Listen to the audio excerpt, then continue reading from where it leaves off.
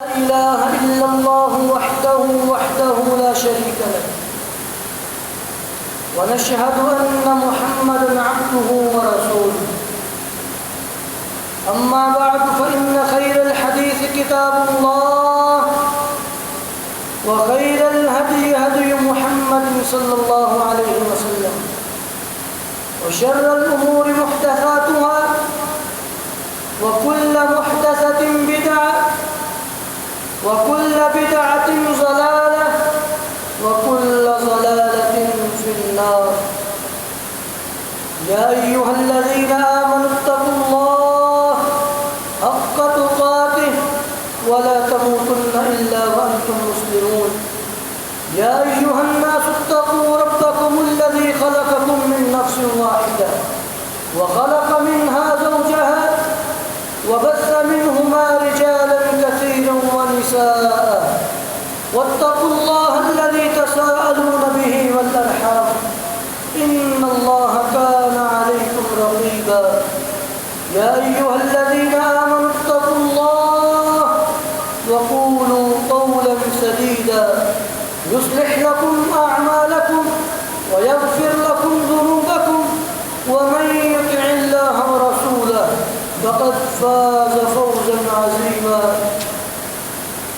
اللهم صل على محمد وعلى آل محمد كما صليت على إبراهيم وعلى آل إبراهيم إنك حميد مجيد.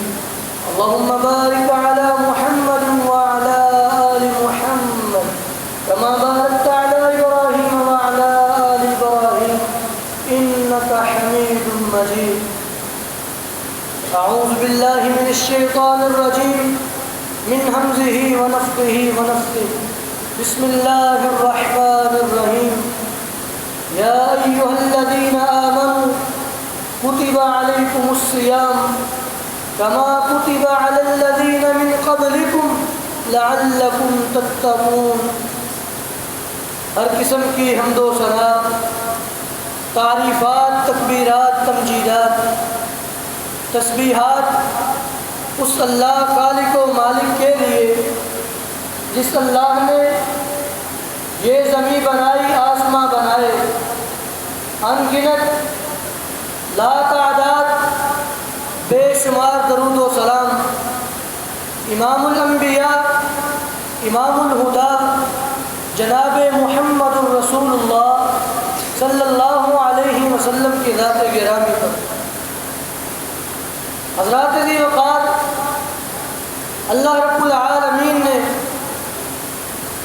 انسان پر بہت سی چیزوں کو واجب کیا ہے، اور واجبات میں سے، فرائض میں سے ہر چیز کا اللہ نے وقت مقرر کیا ہے. نماز بدنی عبادت ہے اور نماز کا وقت مقرر ہے. کل کی نماز آج نہیں پڑھی جا سکتی. اسی طرح زکوٰۃ مالی عبادت ہے، اس کے لیے وقت مقرر ہے کہ انسان کے پاس نصاب جتنا مال ہو اور اس پہ پورا سال گزرا ہو. حج ہے، یہ مالی اور بدنی دونوں طرح سے عبادت ہے، اس کا بھی وقت مقرر ہے. اسی طرح عبادات میں سے ایک روزہ ہے، اس کو اللہ رب العالمین نے مسلمانوں پہ فرض قرار دیا، اور روزے کا بھی فرضی روزے کا وقت مقرر ہے. تو میرے بھائی، عبادات میں اللہ رب العالمین نے ان اوقات کو فرض قرار دیا، اور ہماری زندگی میں چند دنوں میں رمضان آنے والا ہے. اللہ رب العالمین ہمیں بھرپور فائدہ اٹھانے کی توفیق عطا فرمائے. تو رمضان کے مسائل کے حوالے سے نبی علیہ السلام نے روزے کے فضائل اور مسائل کیا بیان کیے ہیں. میرے بھائی، رمضان بڑی بابرکت والا مہینہ ہے. نبی علیہ السلام نے فرمایا، جب رمضان کا چاند طلوع ہوتا ہے تو اللہ رب العالمین کی طرف سے دو فرشتے آتے ہیں آسمان دنیا پہ، اور یہ آواز لگاتے ہیں، یا باغی الخیر اقبل، اے خیر کو چاہنے والے، اے نیکیوں کو پسند کرنے مزید آگے بڑھو، تمہارے لیے موقع ہے۔ اور پھر دوسرا فرشتہ یہ آواز لگاتا ہے، یا باغی الشر اقصر، اے شر کو چاہنے والے، اے برائیاں کرنے والے، اقصر، اب تو باز آ جا، اللہ کی رحمت والا مہینہ ہے۔ تو میرے بھائی، پھر نبی علیہ الصلوۃ والسلام، للہ اتقاء من النار وذلك فی کل لیلۃ من رمضان، اللہ رب العالمین رمضان کی ہر رات بہت سے لوگوں کو جہنم سے آزاد کرتا ہے، ہر رات اس سے جہنم سے آزاد کیا جاتا ہے۔ تو میرے بھائی، ہم غور کریں، رمضان کے دنوں سے بھی فائدہ اٹھائیں، رمضان کی راتوں سے بھی فائدہ اٹھائیں، اپنے آپ کو اللہ کے سامنے پیش کریں، اپنے گناہوں کی معافی مانگیں اور اپنے رب سے اپنی جنت کے بارے میں بات کریں۔ تو میرے بھائی، رمضان اس کی ہر رات بھی برکت والا، اس کا ہر دن بھی برکت والا۔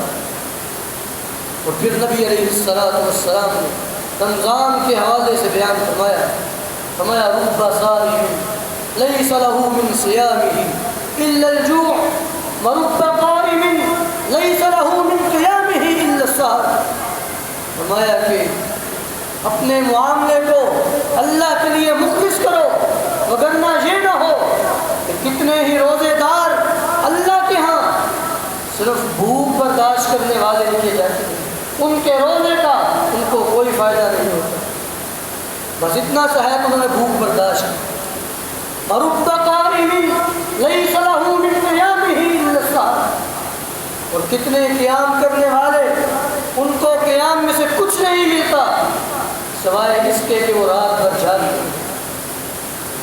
تو میرے بھائی، یہ تبھی اس کا فائدہ ہوگا جب خلوص نیت سے اللہ کی رضا کو حاصل کرنے کے لیے انسان اپنے رب کے لیے کوشش کرے، اپنے رب کو تلاش کرے، اپنے رب کے لیے محنت کرے، جستجو کرے۔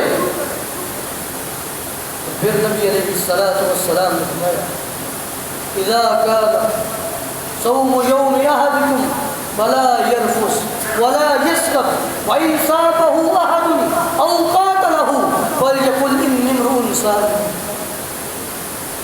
میرے صحابہ، روزہ رکھو تو روزے کی حالت میں کبھی شور شرابہ نہ کرو، بری بات منہ سے نہ نکالو، گالی گلوچ نہ کرو، اور اگر تم تو گالی گلوچ نہیں دیتے وَإِنْ صَابَهُ أَحَدٌ أَوْ قَاتَلَهُ، اگر کوئی تمہیں گالی دیتا ہے یا کوئی تم سے لڑائی کرتا ہے تو پھر بھی تم اس سے لڑائی نہ کرو، پھر بھی تم بدلے میں گالی نہ دو، بلکہ یہ کہو إِنِّي امْرُؤٌ صَائِمٌ، میں روزے دار ہوں، میں تمہیں کچھ نہیں کہوں۔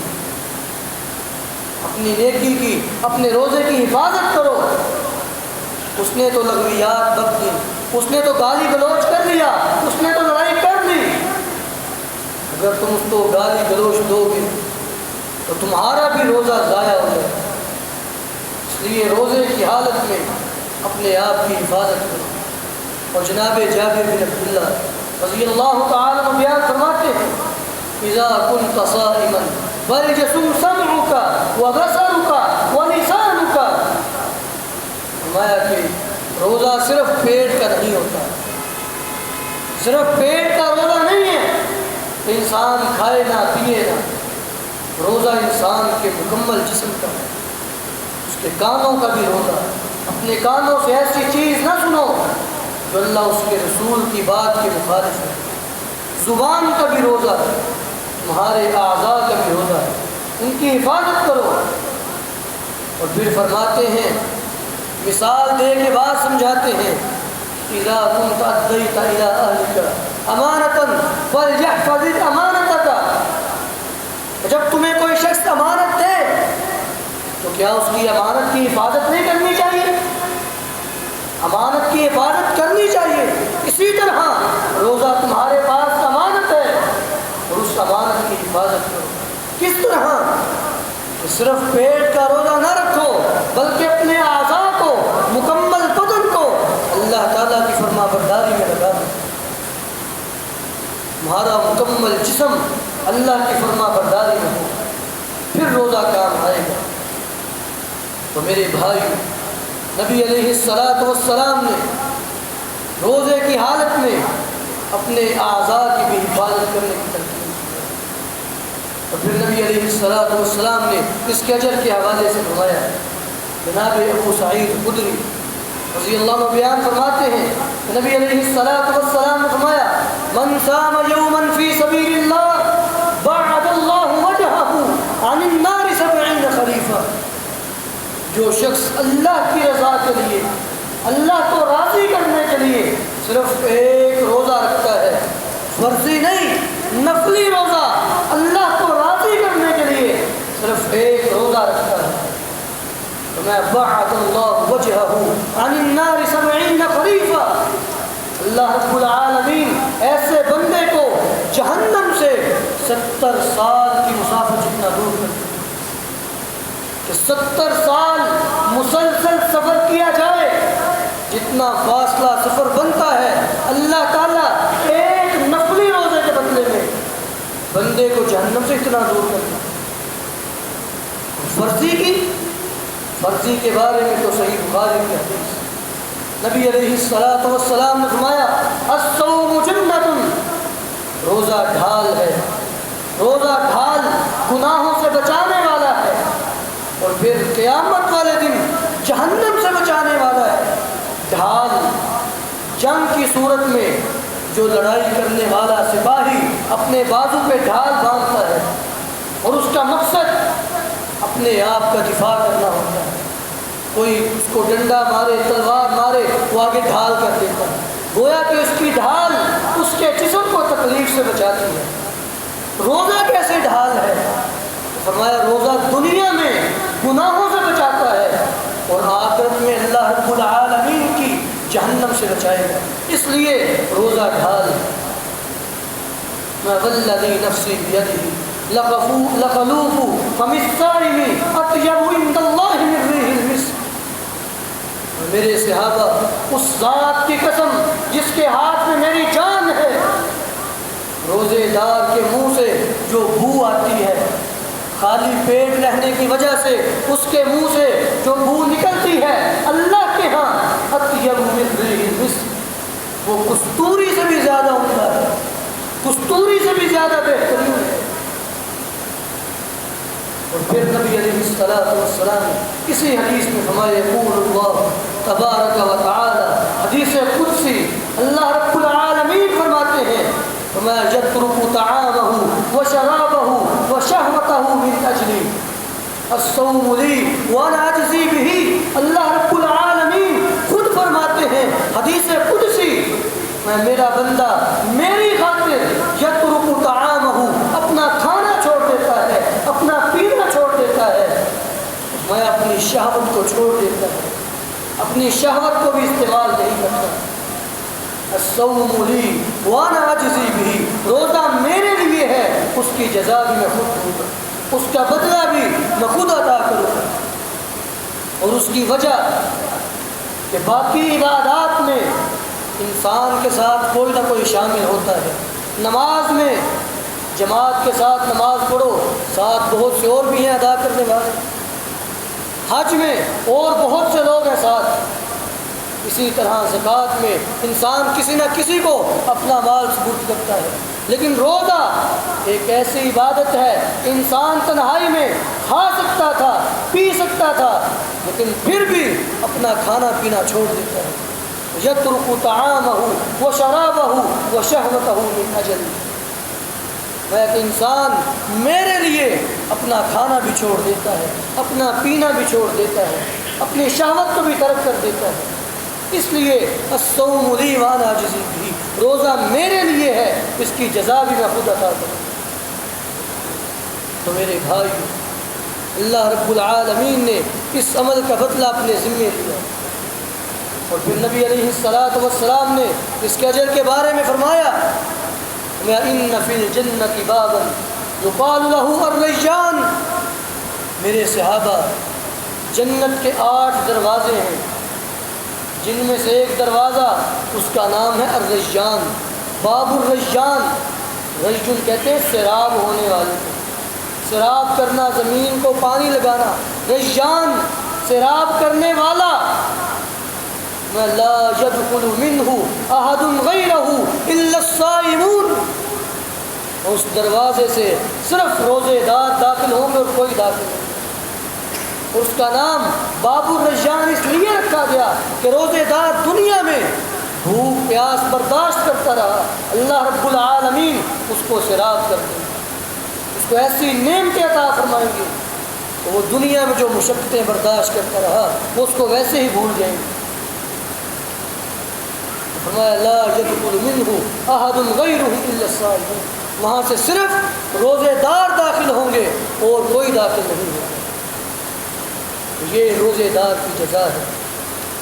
اور میرے بھائی، ایک حدیث میں نبی علیہ السلام نے تو یہاں تک فرمایا جو شخص 3 چیزوں پر عمل کر لے، 3 چیزوں کو اپنے اندر اپنا لے، قائم کر لے، تو میں اللہ کی ذمہ داری بن جاتی ہے، اللہ اپنے اوپر حق سمجھتے ہیں تو اس بندے کو جنت میں داخل کرے۔ جو بندہ 3 چیزوں کو اپنا لے، من آمن باللہ ورسولہ واقام الصلاۃ وصام رمضان کان حقا علی اللہ ان یدخلہ اللہ الجنہ، میں جو شخص اللہ پر اس کے رسول پر ایمان لے آئے، اس کا عقیدہ صحیح ہو اور پھر نماز پڑھنے والا ہو، صحیح سنت کے مطابق نماز پڑھنے والا ہو، اور پھر فرمایا وصام رمضان، اور رمضان کے روزے رکھنے والا ہو، یہ صحیح بخاری کے۔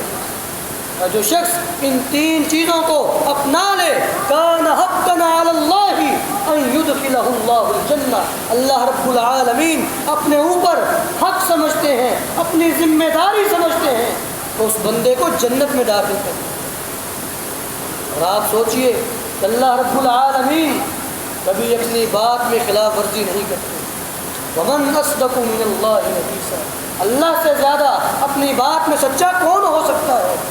جب اللہ کی ذمہ داری بن جائے ایک کام تو میرے بھائیوں پھر سیدھی سی بات ہے عام لفظوں میں کہ وہ شخص نجات پا گیا، کامیاب ہو۔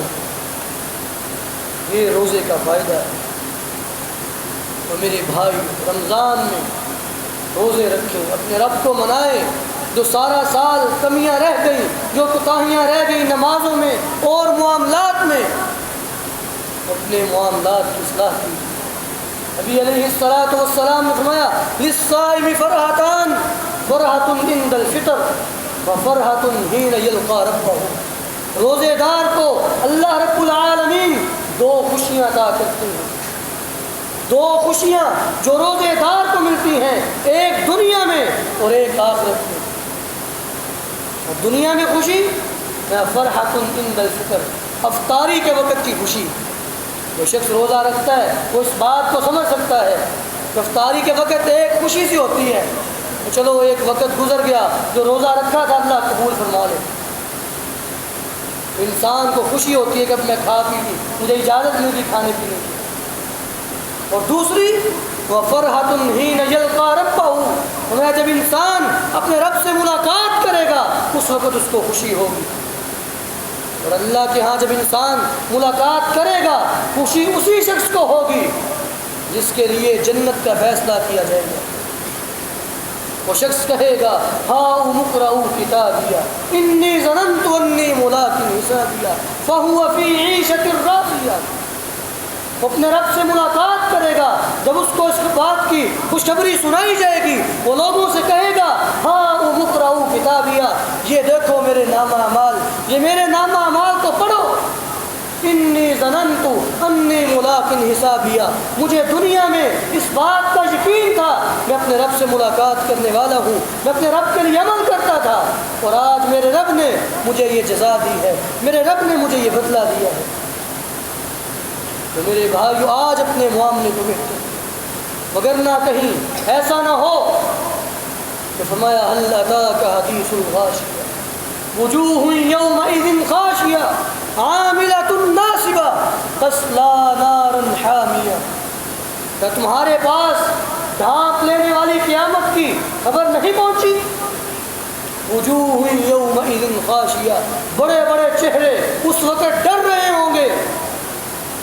پریشان ہوں گے، غور و فکر میں ہوں گے، عاملۃ ناصبہ، وہ عمل کر کر کے تھک چکے ہوں گے، تسلا نارا حامیہ، پھر بھی اللہ کی دہکتی ہوئی جہنم میں داخل کر دیے جائیں گے۔ کیوں؟ کہ دنیا میں معاملہ اللہ کے ساتھ خالص نہیں تھا، عمل بڑے کیے لیکن ایک بھی عمل کام نہ آیا، ایک بھی نیکی اس نے فائدہ نہ دیا، وہ سارے کے سارے عمل بیکار ہو گئے۔ اس لیے آج ہی ابھی سے اپنے معاملے کو اللہ کے لیے بہتر، تو یہ خوشی اسی شخص کو ہوگی، فرحۃ حین یلقی ربہ، جب اپنے رب سے ملاقات کرے گا اسی شخص کو خوشخبری ہوگی جس کا معاملہ اللہ کے ساتھ خالص ہوگا۔ تو فرمایا کہ جب یہ لوگ اپنی قبروں سے نکلیں گے اسی وقت اللہ کے فرشتے ان کو خوشخبریاں دیں گے، اللہ تخافوا ولا تحزنوا وابشروا بالجنۃ التي کنتم توعدون، تم پریشان نہ ہو، تم غم نہ کرو، تمہیں تو اللہ کی جنت کی خوشخبری ہے جس کا تم سے وعدہ کیا گیا تھا۔